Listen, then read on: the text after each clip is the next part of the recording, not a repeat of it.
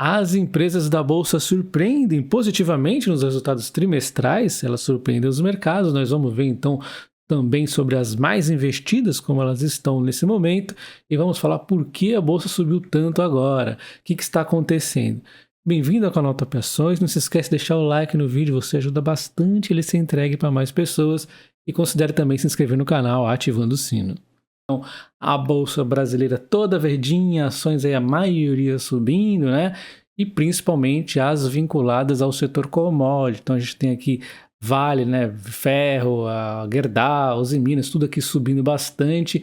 E também as petrolíferas, né? Então tem Petrobras, tem várias empresas aqui subindo bastante. E aí já tem um primeiro ponto, né? Quando as empresas grandes da Bolsa, como a Vale e Petrobras, sobem, elas acabam puxando o humor aí de modo geral. Por tabela aí todas as ações, a maioria das ações, mas de qualquer forma as commodities subiram bastante hoje, né? E a bolsa acaba subindo mais de 2,1%. Um dos motivos é o petróleo, que ele fecha em alta com receio sobre corte de produção da OPEP.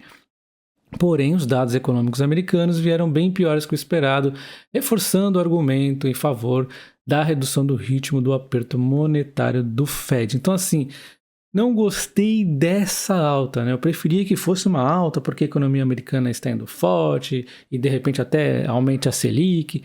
A Selic não, a taxa de juros americana, né? Esse tipo aqui é algo que não é muito agradável. A gente vê o que? É um ruído aqui momentâneo, corte de produção da OPEP. Em contrapartida, os dados americanos vieram bem piores do que o esperado, porém, né?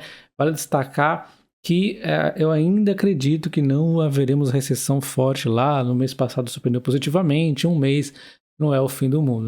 De qualquer forma, a gente vê aqui os dados decepcionando, o PMI de serviços financeiros caiu 44, quando está esperado uma alta de 51, né? As novas casas caíram 12,6% em julho, né? Era esperado uma queda de 2,7%, enfim, né? Foi uma queda aqui bastante significativo em relação às expectativas, mas é um mês apenas que nós estamos vendo, né? De qualquer forma, isso aqui deve fazer o Fed diminuir o aumento aí da taxa de juros deles, né? Outro lado aqui é o minério de ferro e aço, que sobem na China com expectativa de demanda na alta temporada. Então, assim, tem um pouquinho de, assim, estranheza, né? Porque continuou as mesmas leituras de sempre. Nós tivemos aí a China incentivando, né, o setor imobiliário, nós tivemos ele reduzindo a taxa de juros e agora, do nada, o mercado começa a ver isso como positivo. Eu já via como positivo antes, continua igual, é positivo. Vamos ver aí, tentar ver a China realmente continuando nesse crescimento acelerado deles. Enfim, o minério de ferro está nesse sobe e desce. E aí, de vez em quando, ele está esses ânimos aí. E é justificado. Menor taxa de juros, injeção de dinheiro na economia. Vamos ver aí como vai se comportar nos próximos meses aí. A gente olha que o Brasil, os lucros das empresas caíram, porém a maioria das empresas superam as projeções do mercado. Isso aqui é extremamente positivo, né? Como eu costumo dizer, a XP sempre é levemente pessimista, né? Olha só, 71% das empresas superaram a projeção que ela fez. E em relação ao consenso, 58% as empresas superaram. Então ela superou aqui os dois mundos, né? Tanto o consenso quanto a XP. E quando a gente olha aqui, as que decepcionaram, 21% decepcionaram aqui a XP e 36% o consenso, enquanto 8% aqui foram em linha, né? E 6% aqui do consenso. Então a gente vê que superou na maioria em termos de EBITDA, tá? Que é o resultado operacional, que eu acho que é talvez o mais interessante aqui para a gente olhar. Quando a gente olha a receita, ainda assim também surpreendeu, 52%, 57% foi também positivo, né? E quando a gente dá uma olhada por setor aqui da XP em termos de EBITDA, a gente vê o setor água, alimentos e bebidas superando 100%, realmente esse setor voou, né? O setor de financeiro aqui foi abaixo de 50%, 38% acima e 13% em linha. Vai destacar que aqui não estão os bancos foram muito bem, mas não dá aqui para reportar os bancos por EBITDA. A gente tem o imobiliário 63% superando, então também superou a média aí. As elétricas, né, como sempre, indo muito bem, 80% aqui superando as expectativas e 20% em linha, ninguém abaixo. Em linha aqui a gente sabe que tem a SB3, a Aure3, né? Então assim, foram muito bem o setor elétrico, saneamento 50% abaixo, 50% acima, né? Então ficou meio termo, mas a gente também tem que tentar entender quais foram as empresas aqui, porque tivemos muitas coisas pontuais, por exemplo, na Sanepar, né? Nós tivemos aqui mineração e siderurgia 50% superando e 33% abaixo, 17% em linha. Papel e celulose foi em linha aqui com a expectativa, varejo foi acima, saúde foi acima, educação 100% acima, transporte e logística 92% acima, né, indo muito bem, tecnologia, mídia e telecomunicações indo acima, bens de capital a maioria aqui também acima, small caps 100% acima, também só tinha uma aqui de cobertura, e o petróleo e gás 100% acima também. Então, de modo geral, você vê que foi muito positivo aqui dentre as ações que a XP estava aqui cobrindo, né? Então, vamos dar uma olhada no retrospecto das principais empresas que a gente investe em referente aí a lucro, tá? E amanhã eu vou postar o vídeo das melhores empresas que eu vejo no momento, tá? Falando aí, inclusive, de preços que eu acho interessante estar comprando ou não. Então, a gente vai dar uma olhada aqui no Banco do Brasil primeiro. Ele vinha crescendo o lucro muito bem, pandemia atrapalhando, né? E depois volta do crescimento. Dividendos também vão acompanhando os lucros e a cotação também. E isso aí faz, né, o case ser bastante interessante, embora seja estatal, pode correr algum risco aí extra, né?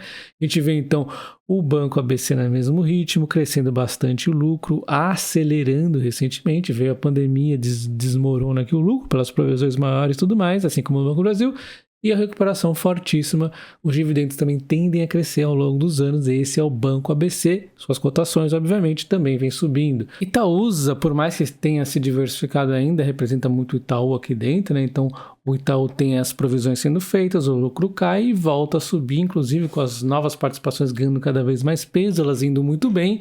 Porém, agora nós temos aí um pequeno declínio em algumas delas, como a Alpargatas, Duratex. Duratex é excelente, mas é realmente um pouquinho sazonal, mas assim, a gente pode esperar bons resultados dessas empresas que ela está comprando e também do Itaú. Quando a gente olha aqui, o Bradesco, ele vem aí oscilando o lucro, né? Mas na verdade essa maior queda aqui foi exatamente também as provisões. De qualquer forma, ele vinha conseguindo uma certa estabilidade no lucro, né? Umas quedinhas aqui por conta da sinistralidade, atrapalhando também os seguros e tudo mais, mas o banco está indo muito bem. Também o Bradesco, né? Os dividendos vão acompanhando e para quem investe aí há muitos anos, vai conseguindo as bonificações também são muito positivas. Quando a gente olha o Santander, ele vinha muito bem nos lucros, né? Não caiu tanto quanto os outros que não fez tanta provisão, o que está sofrendo um pouquinho agora que está tendo que fazer mais provisão, mas na verdade seu lucro está estável. Então assim, o mercado talvez tenha exagerado um pouco aqui para cima, né? Enquanto os outros bancos caíam, ele subia.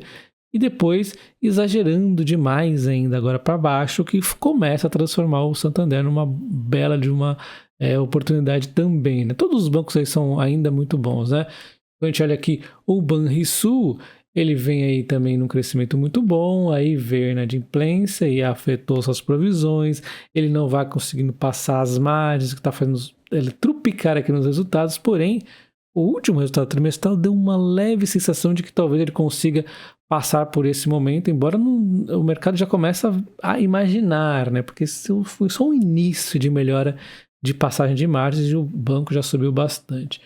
Quando a gente olha aqui a Caixa Seguridade, vem ajustando os custos e com isso o lucro vem voltando a subir aqui mais aceleradamente.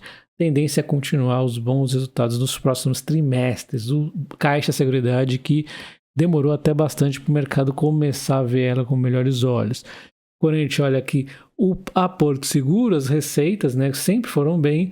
O grande problema é a sinistralidade, afetou em alguns momentos o lucro pesadamente, né, e vem inclusive dando uma queda agora, as cotações acompanham, né? Então esse aqui foi um ótimo momento do banco, com baixíssima sinistralidade, todo mundo em lockdown e tudo mais. E aí esse momento acabou. E além disso, né, nós temos aí o setor, né, automobilístico muito caro, inflacionário pegando.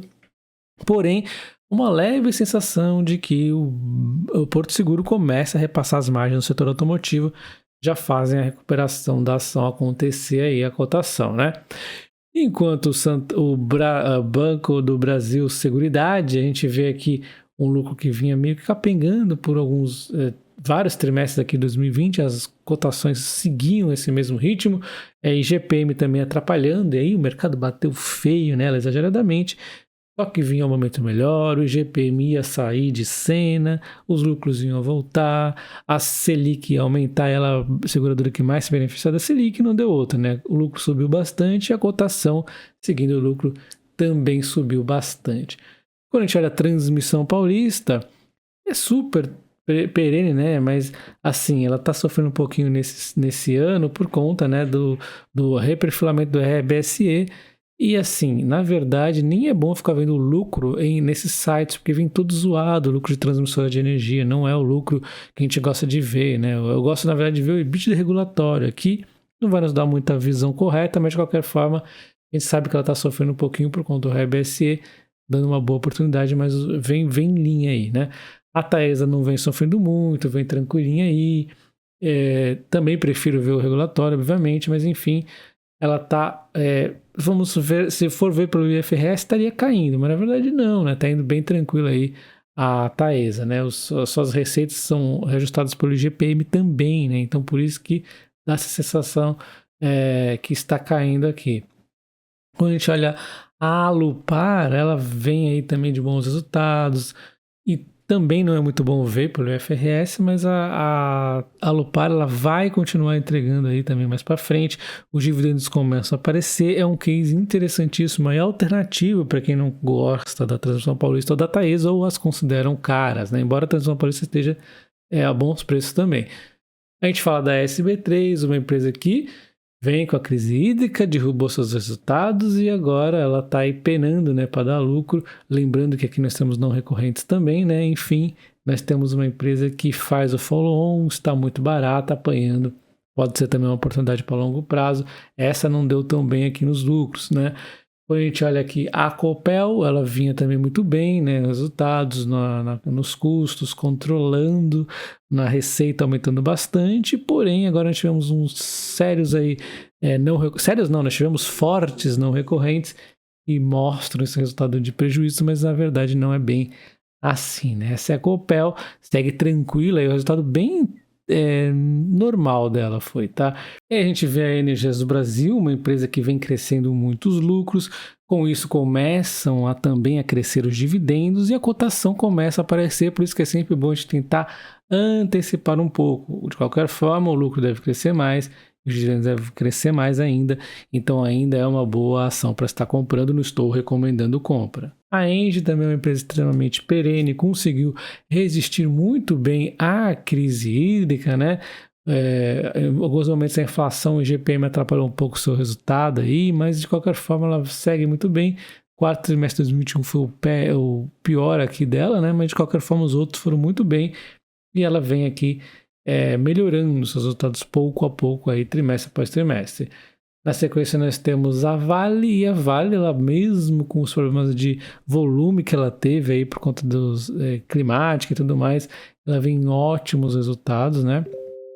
Porque, obviamente, a gente vê o minério de ferro ainda bons valores mesmo que tenha caído. Na sequência nós temos a Sanepar, que teve alguns problemas aqui não recorrentes, alguns problemas pontuais, e tudo isso deve ser contornado nos próximos trimestres. A Sanepar vem aí crescendo a sua receita e receita vai também acabar virando lucro em breve. Ela também vai trabalhar bem esses custos aqui. Tem muita coisa pontual também nos custos atrapalhando nesse momento. É uma empresa que eu acredito bastante aí também no longo prazo. E quando a gente vê as ações mais investidas aqui na plataforma do AGF+, a gente vê a BB Seguridade e o Banco Brasil ganhando peso. A BB Seguridade passou a primeira posição, seguida de Itaúsa, Transmissão Paulista, Taesa, SB3, Sanepar, IRB, Petrobras, Copel, Banrisul, Vale, Energias do Brasil e Engie. Vale lembrar, né, como eles estão vendo por ações que têm units, por exemplo, acaba diversificando muito, né? Então, Santander tem a 11, tem a 3, tem a 4. No caso aqui, por exemplo, da própria Taesa, mesmo assim ela conseguiu ir muito bem, né? Nós vemos o Bradescão mesmo, só tem duas, BBDC3 e BBDC4, mas está bem equilibrado os dois tipos de investimento. Então, seria melhor se eles separassem por empresas, né? Mas de qualquer forma, essas aqui dão uma boa visão das mais investidas aí. E amanhã eu vou falar das melhores empresas de cada setor que eu vejo, falando aí até de momento de compra e detalhando um pouquinho mais. Um abraço, até o próximo, valeu!